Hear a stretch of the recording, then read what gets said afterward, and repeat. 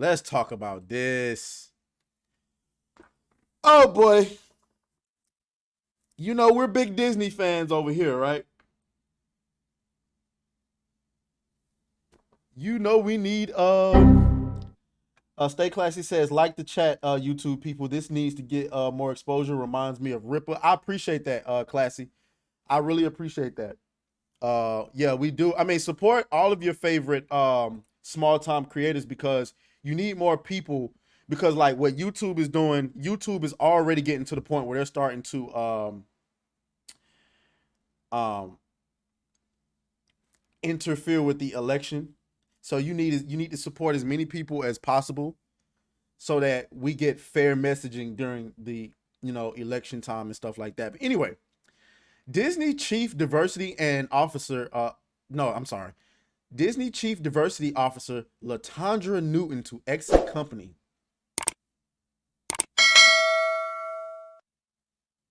What do we always say? What do we hitting the mic? What do we always say? When shit hits the fan, the diversity, equity, and inclusion people are the first to go. Get out of here. We don't want you. Your job wasn't even real. We did it to save face. I gotta do this in my Disney voice because this is hilarious. You know we gotta do it when we talk about Disney. We gotta do it in our Disney voice. Shout out to everybody watching on Kick who's never seen my content before. But when we talk about Disney, you know we gotta do it in Mickey voice because this is hilarious. Let's go. Disney Chief Diversity Officer Latondra Newton is exiting the company. Latondra Newton, who has served as Disney's chief diversity officer since 2017. That's how you know it was a bullshit job. It got invented in 2017. The height of all of this woke bullshit.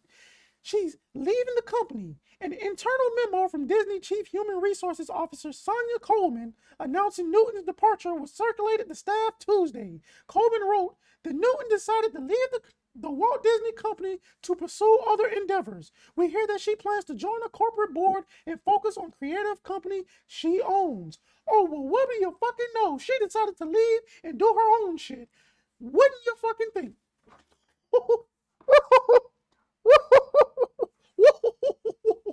You just can't make this shit up. You know what, honey? That's what we need. We need a Mickey Mouse emoji, emote. That's what we need. So when we do the Mickey voice, everybody can start dropping the Mickey emotes in here. I cannot believe this. Well, then again, I can. Let's continue reading.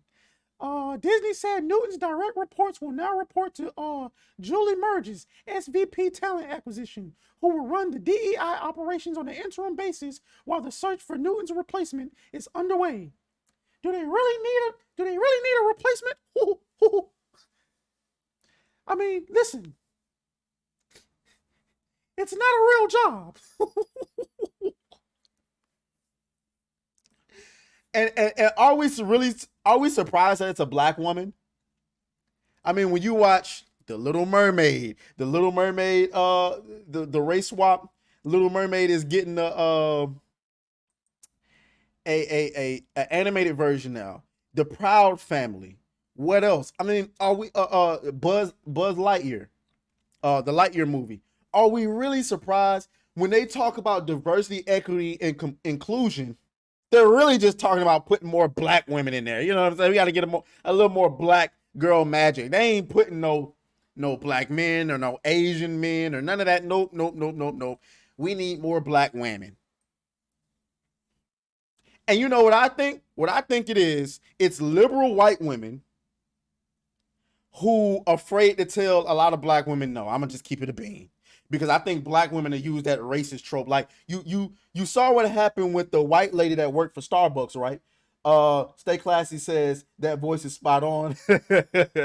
Yeah. You saw what happened to the white woman who worked at Starbucks who sued Starbucks and got the 25 million. She got fired for being white, basically. And I think that a lot of liberal white women are like, yeah, black girl, we're gonna hire you. We're gonna put more black women in front. and we're gonna give you guys a chance. And then when they put black women up there, the black women get up there and I'm like, all right, bitch, this is my shit now. And they're like, no, this is our shit. Ding, ding, ding, ding, racism. Racism. She said a racism. Get the white woman up out of here. I believe they genuinely scared. That's what I think. I could be wrong. I could be wrong.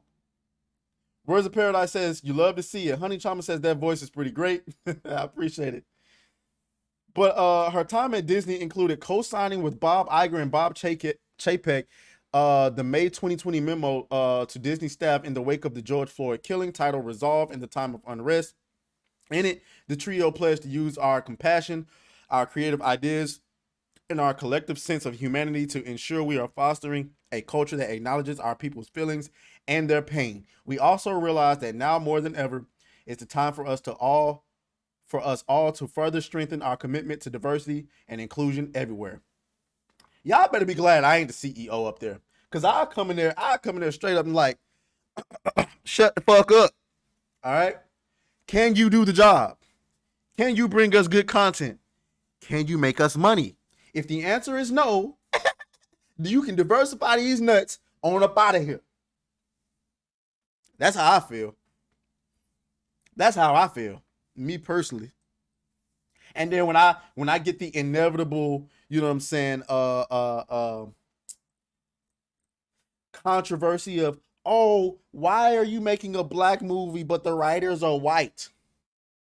That's because niggas don't care about this. Like, come on, like, bro, I'm writing a book, a period piece, action fantasy set in the Dark Ages, based in Europe.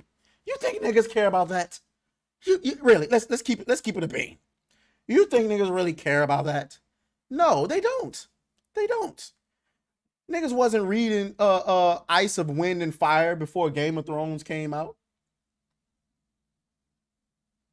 Oh, I'm sorry. I said that name. A Song of Ice and Fire. What the fuck did I say? A Song of Ice and Fire. Nobody was reading that. And then Game of Thrones came out. Then maybe niggas was reading that. But even, and I'm guilty. It took up until season 7 for somebody to convince me to watch Game of Thrones. I was like, I don't know. And then I watched it and I was like, I was eating popcorn like, oh damn, they killed another one of my favorite characters. And then season 8 came and then the entire country went into a deep state of depression. I honestly think those writers should be put on trial for season 8 of Game of Thrones. I really do. I think they should be held accountable. I really do. I genuinely think that. Like, if I was president, I would like subpoena them to appear in court and explain to me what was going through y'all heads when you were writing season 8. Anyway, that's a whole nother. But this is just another sign, ladies and gentlemen. I went off on a whole tangent. This is just another sign, ladies and gentlemen, that Disney is just going downhill, dog. I don't know how else to say it. Disney is struggling. And yes, I said that with a K. Struggling. I would say pray for Disney, but do we really care? No. And keep in mind, Elemental is flopping right now. Little Mermaid flopped. What else do they have coming out? I watched episode 1 of Secret Invasion today.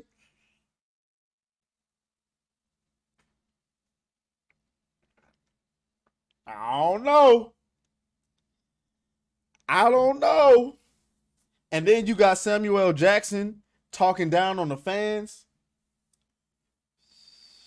I don't know.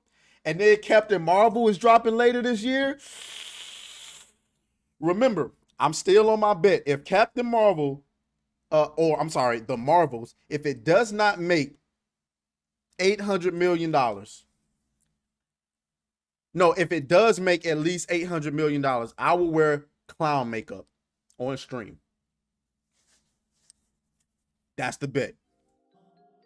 That is the bet. So, We gonna see. We got a while before that comes out, so we got time. Beat that thing down like you started attention, my baby. You had some plans with your man, just tell him to cancel, my baby. Slide to the crib, look like Dracula's mansion, my baby. When you pull up, it's on action, my baby.